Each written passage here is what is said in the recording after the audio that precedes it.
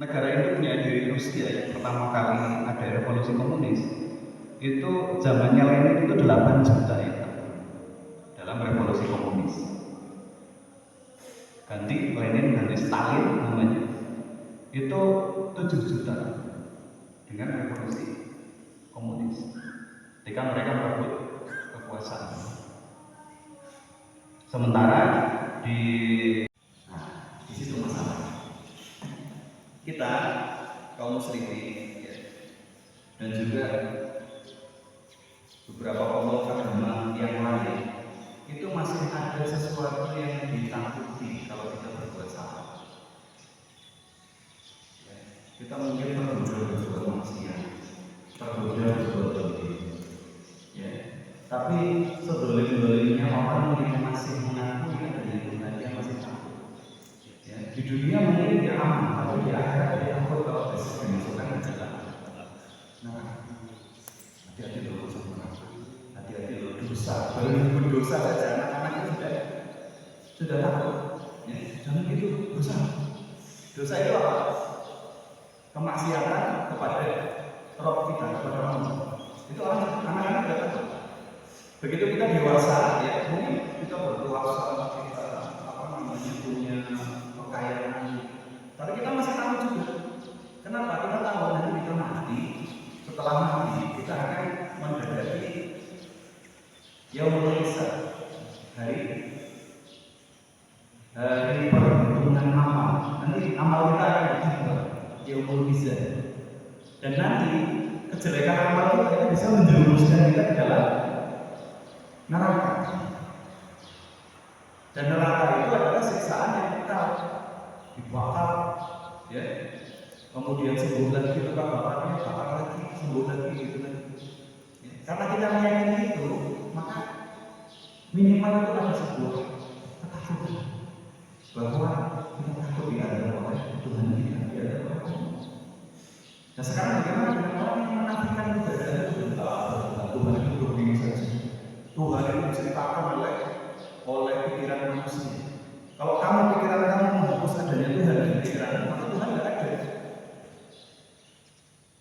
Nah, kalau orang-orang komunis itu menanamkan ideologinya itu sejak anak-anak mereka masih TK. Kita tidak punya TK ya. Ya jadi anak-anak, kalian kalau minta sesuatu kepada siapa? Karena dulunya orang beragama kepada Tuhan, kalau anak-anak muslim kepada Allah. Tapi nanti guru-guru ateis dari negara-negara komunis itu akan oke, kita coba ya. Sekarang kalian berdoa, ya Tuhan minta sama minta permen. Ya semuanya orang berdoa. Ya Tuhan, ya Allah kami minta coklat dan minta permen. Ya sekarang buka matanya, ada coklat atau permen dari tangan kalian? Berarti Tuhan itu tidak ada. Buktinya apa? Sudah minta, sudah berdoa, ternyata tidak dikasih.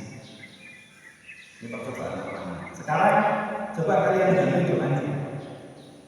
Permohonannya diganti. Ya. Kalian merenung. Ganti berdoa, guru kami minta coklat, minta permen. Mana teman? Guru kami minta coklat, minta permen.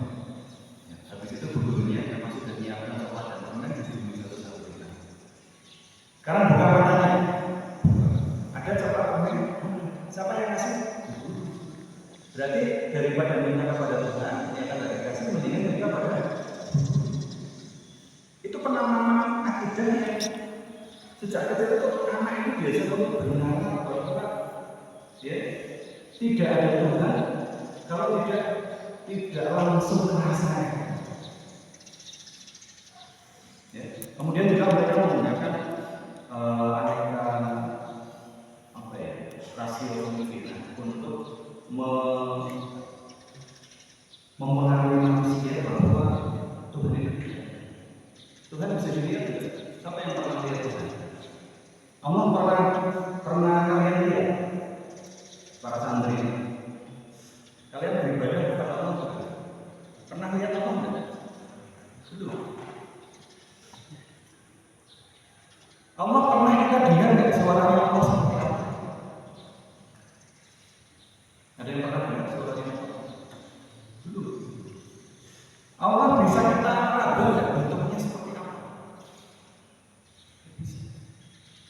bisa dilihat, nggak bisa diraba, nggak bisa didengar, nggak bisa dicium baunya, nggak bisa dirasa seperti apa rasanya. Ya. Panca indera manusia itu juga tidak bisa digunakan untuk merasakan atau mendeteksi keberadaan Allah. Maka menurut mereka Allah itu atau Tuhan secara umum tidak hanya Allah itu tidak ada. Itu khayalan saja. Orang Islam kalau menyembah Allah, Islam Allah itu ada di dalam benaknya, di dalam khayalannya orang Islam. Karena doktrin seperti itu sejak kecil. Pengalaman indrawi orang Hindu menyembah begitu, menyembah patung, menyembah berhala dan sebagainya. Akhirnya diajar sebagai kebodohan. Ya karena realitanya orang menyembah kan memang tidak punya kekuasaan seperti Nabi Ibrahim. Bapaknya nyembah patung, kemudian patungnya suruh makan minum nggak bisa, dimintai nggak bisa. Kemudian sembelih lagi bodoh sekali orang yang menyembah patung. Patungnya saja nggak bisa. Patungnya dijatuhkan, dipukul gitu nggak bisa melawan, disimpan-simpan. Kenapa kok ada orang rambutnya keriting, ada orang yang rambutnya pirang? Itu struktur DNA ini. Jadi itu diwariskan secara turun-temurun. Sampai sekarang kita tahu ada sedikit. Kalau ingin memastikan ini anaknya siapa, anaknya bapaknya atau bukan, bapaknya mengaku misalnya. Lalu sekarang ada tes DNA. Dengan tes DNA nanti bisa ditemukan ini pasti anaknya. Kenapa? Karena struktur DNA ini sama. Tapi nggak pasti. Jadi sekian persen itu hampir.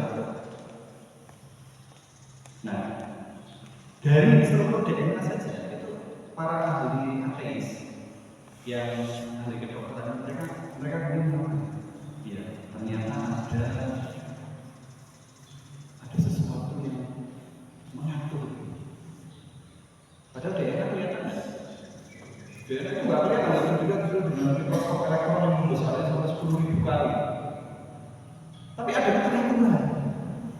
Seluruh manusia di dunia seperti itu. Ya, DNA-nya ada kode-kode khas.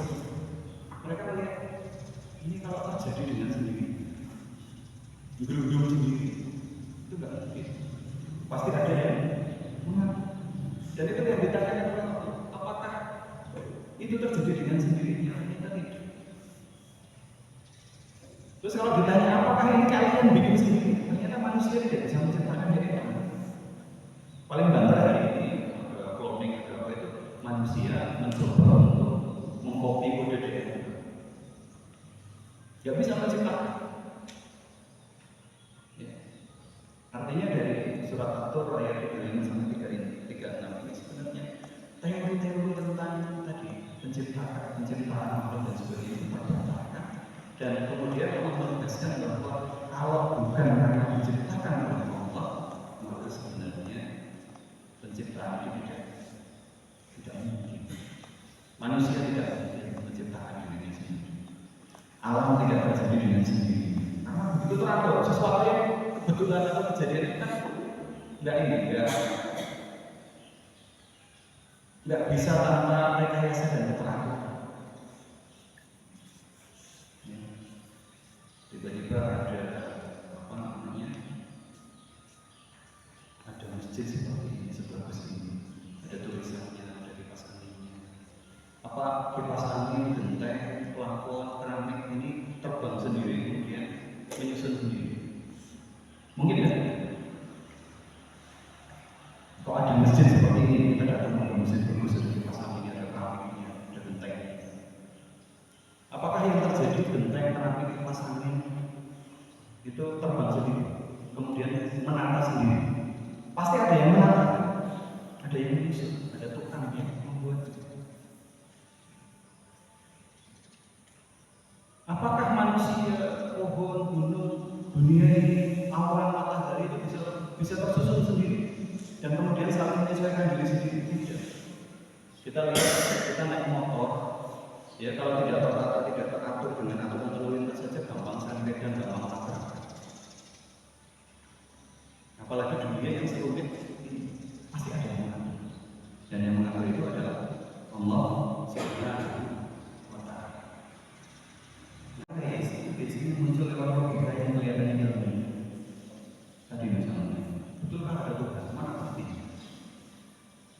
Sementara kita jarang, kita yang beragama ini jarang.